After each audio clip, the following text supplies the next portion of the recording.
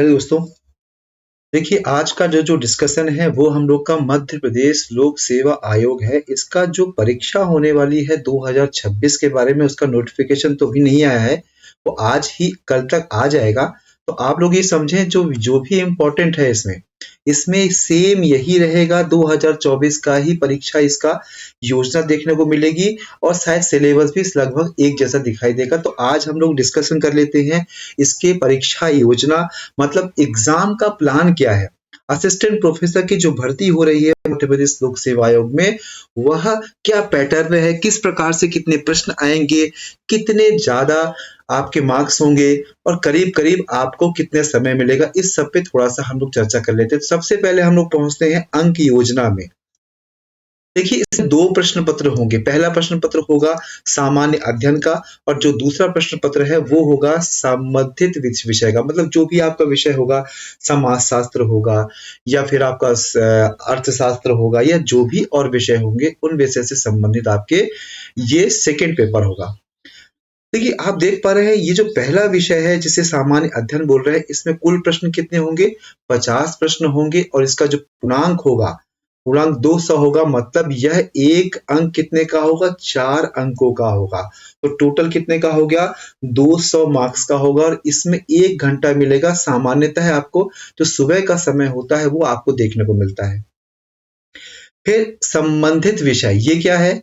संबंधित विषय की बात करें तो यहाँ पर आपको सोशियोलॉजी, अर्थशास्त्र, इतिहास या फिर जितने भी अन्य विषय है, जो आपका विषय है मुख्य रूप से वह विषय होगा जो दिन के सेकंड समय, मतलब आप ये मान के चले कि थोड़ा सा उसमें समय देते हैं, गैप देते हैं लोग फिर 1-2 घंटे का, फिर आपका ये विषय होगा।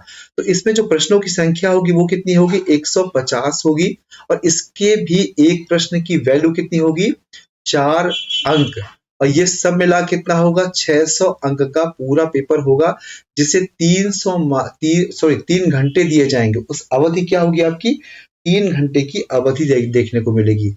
इन दोनों को जब आप ऐड कर देते हैं तो कितना पाते हैं आप लोग? आप देखेंगे 800। कुल टोटल हो जाएगा आपको 800 अंक का पेपर होगा, पेपर फर्स्ट और पेपर सेकेंड। और इसमें यदि आप साक्षात्कार देख रहे हैं, आप ये साक्षात्कार है, इसके 100 अंक जोड़ देंगे तो आपको ये मिलेगा 900 अंक का। मतलब टोटल यदि आप समझें यदि, तो 900 अंकों का सहायक प्राध्यापक परीक्षा होने जा रही है, जिसमें से आपका जो विषयवार है वो 600 है और सामान्य अध्ययन 200 है। कुल मिलाकर 800 आपके रिटन एग्जाम होंगे और 100 अंकों का आपका साक्षात्कार होगा। ठीक है, उसके बाद क्या होगा? प्रश्न पत्र की योजना क्या क्या है? ये योजना की बात करें तो सबसे पहले क्या होगा? यह परीक्षा 2 सत्रों में आयोजित की जाएगी। मतलब एक ही बार पेपर नहीं होगा, एक सुबह होगा और एक शाम होगा। करीब करीब ऐसा इनका प्लान हो सकता है। इसमें देखिए, जो पहला प्रश्न है सामान्य अध्ययन का जो प्रश्न पत्र होगा उसमें 50 प्रश्न होंगे और द्वितीय जो प्रश्न पत्र है उसमें क्या होगा? 150 प्रश्न देखने को मिलेंगे। टोटल कितने होंगे? 200 प्रश्न होंगे यदि हम लोग पहले और दूसरे को मिला देते हैं। एक प्रश्न कितने का होगा? 4 अंकों का होगा और कुल मिलाकर यह टोटल कितने का हो जाएगा? मतलब ये 200 वही बताया था, 200 मल्टीप्लाई आपका 4 कितना हो गया? आपका 800। टोटल हो गया 800 अंक आपको मिलेंगे इसमें। थोड़ी और समझते हैं। तो एक ये तो नॉर्मल चीज आप पता होगा, आपका एग्जाम क्या होगा? वस्तुनिष्ठ वाला होगा। मतलब एक की 4 विकल्प होंगे, सही करना होगा आपको। पहला जो प्रश्न पत्र होगा उसकी अवधि 1 घंटे की होगी और जो दूसरा होगा वह आपकी 3 घंटे की होगी अवधि। दोनों को जोड़कर ही मेरिट बनाई जाएगी। फिर हम देखते हैं यह दोनों ही प्रश्न पत्रों में पृथक पृथक 40% अंक प्राप्त करना अनिवार्य है। मतलब यदि आपने जो भी एग्जाम दिया है उस एग्जाम में कम से कम 40% आपके अंक मिनिमम आने जरूरी हैं। यदि नहीं आएंगे, मान लीजिए आपका फर्स्ट पेपर है, यहाँ पर आपने अच्छा स्कोर कर लिया, मान लीजिए आप ये आपके 90% अंक आ गए, आप बहुत खुश हुए। और सेकेंड पेपर में मान लीजिए आपके केवल 35% हो रहे हैं, तो उस कंडीशन में क्या होगा? उस कंडीशन में देखेंगे आप लोग तो यह रिजेक्ट हो जाओगे, आप एग्जाम नहीं दे पाओगे। ठीक है, तो आपको 40% मार्क्स आपको लाना ही है दोनों पेपर फर्स्ट और पेपर सेकेंड में। यदि आप एमपी के हैं और विशेषकर 80 SC, ST, OBC और EWS के हैं और विकलांग श्रेणी में है। तो आपको जो परीक्षा में उत्तीर्ण करना है 10% की आपको छूट दी जाएगी, ठीक है। और यह इस आधार पर आपको सभी विषयों में दो भाग हो गए ना, दो भाग। पहला भाग में आपको 30% और दूसरे भाग में भी आपको 30% अंक प्राप्त करने होंगे। यह जो प्रश्न पत्र हो गया, मान ली कोई भाषा का प्रश्न है तो छोड़ दीजिए, हिंदी का तो हिंदी में ही आएगा, इंग्लिश का इंग्लिश में आएगा, लेकिन इसके अलावा अन्य जो सभी होंगे वह हिंदी और अंग्रेजी दोनों भाषा में आपको देखने को मिलेंगे। परीक्षा परिणाम क्या होगा, अंतिम तिथि ये तो नॉर्मल सा है। साक्षात्कार, ये देखिए इंपॉर्टेंट, ये आपका 100 अंकों का होगा। साक्षात्कार हेतु कोई न्यूनतम उत्तरांक नहीं है, तो इसलिए मान के चलें ये बहुत बेहतर अपॉर्चुनिटी है आपके लिए। चयन प्रक्रिया क्या होगी आपकी, जो चयन प्रक्रिया की बात करें तो ये क्या होगा आपका, इसमें OMR शीट मतलब ऑप्टिकल मार्क रीडर आपको प्रश्न पत्र के दिया जाएगा, साथ में आपसे गोले भरेंगे और गोले भरने के बाद क्या होगा, आप इसको वहां जमा कर सकते हैं। मान लीजिए आपने एग्जाम दे दिया, एग्जाम देने के बाद आपको 5 दिन का अवसर मिला जाएगा।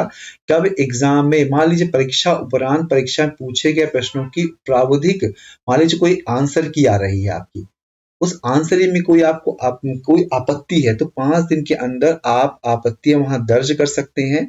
और जो भी एक विशेषज्ञ कमेटी बैठेगी, आयोग बैठेगी, विषय विशेषज्ञ की समिति द्वारा आपत्तियों पर विचार किया जाएगा। क्या क्या विचार किया जाएगा, ऐसे प्रश्न जिनकी प्रावधिक कुंजी में दिए गए विकल्पों में से गलत उत्तर दिया गया है, मतलब जो रॉन्ग आंसर दिए गए हैं प्रावधिक कुंज में और विकल्पों में अन्य विकल्प सही हैं, तब प्रावधिक उत्तर कुंजी को संशोधित किया जाएगा। मान लीजिए उत्तर ही उसका गलत है तो क्या करते, संशोधित किया जाएगा। मान लीजिए इसमें ऐसा हो सकता है कि प्रश्न पत्र का जो अनुवाद है वो भिन्नता रखता है, इंग्लिश में अलग, हिंदी में अलग, तो केवल हिंदी का अनुवाद ही मान्य होगा। ध्यान दीजिए, केवल हिंदी का अनुवाद ही इसमें मान्य होगा। फिर आते हैं हम लोग ऐसे प्रश्न जिसका दिए गए विकल्पों में से एक से अधिक उत्तर सही है और सही उत्तरों को मान्य किया जाएगा, सही उत्तरों को मान्य किया जाएगा, ठीक है। ऐसे प्रश्न जिनका दिए गए विकल्पों में से एक से सही उत्तर दिए गए हैं तो सही सभी उत्तर, मान लीजिए ए भी सही है, बी भी सही है और सी डी गलत है, ठीक है, तो ये भी माना जाएगा, ये भी माना जाएगा। ऐसे प्रश्न जिसका दिए गए विकल्पों में से एक भी उत्तर क्या सही ना हो तो प्रश्न पत्र को विलोपित किया जाएगा। मान लीजिए एक भी उत्तर आंसर सही नहीं तो उसको हटा दिया जाएगा, भाई हट गया।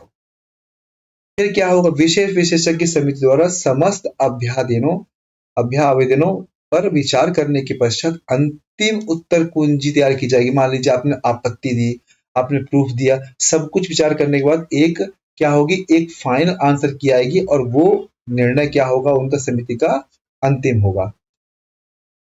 उपरोक्त अनुसार समिति द्वारा विलोपित किए गए प्रश्नों को छोड़कर शेष सभी प्रश्नों के आधार पर अंतिम उत्तर कुंजी के अनुसार अभ्यर्थियों का मूल्यांकन का परीक्षा परिणाम प्रकाशित किया जाएगा। मतलब जो विलोपित कर दिए गए हैं उनको छोड़ दिया गया है और जो उसके अलावा होगा तो वो किया जाएगा, ठीक है। फिर क्या है, मान लीजिए रिजल्ट आ गया, रिजल्ट आने के बाद जो भी एग्जाम का रिजल्ट होगा वो 3 गुना, अधिकतम 3 गुना और समान अंक वाले जो अभ्यर्थी होंगे उनको साक्षात्कार के लिए क्या होगा, बोलेगा अभिलेख आप प्रस्तुत कीजिए।